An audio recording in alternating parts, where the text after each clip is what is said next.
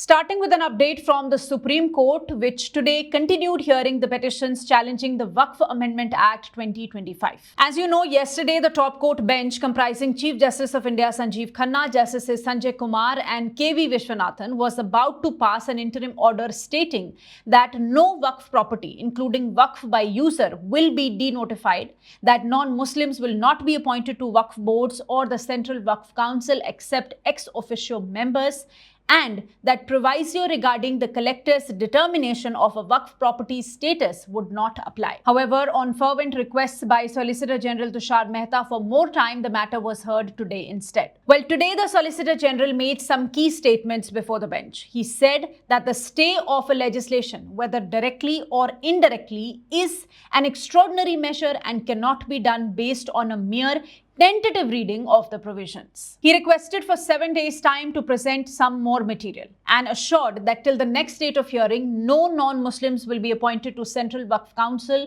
or State Waqf boards under the amended provisions. That all Waqfs, whether by deed or by user, and that are registered or notified will not be denotified or altered till further orders. SG Mehta submitted that the amendments were in response to lacks of representations and aimed at protecting innocent people whose private lands were wrongly marked as Waqf. CJI Khanna made it clear that while the court does not ordinarily stay legislation, the current situation demands preserving the status quo to avoid infringing on people's rights. He reiterated that while the court sees positive elements in the amendments, drastic changes should be avoided while the matter is sub judice. The court today recorded the statements made by the Solicitor General and posted the matter for further hearing on 5th May at 2 p.m. It also renamed the case title to In Reference Waqf Amendment Act. Stay tuned with us to know the outcome of this important matter.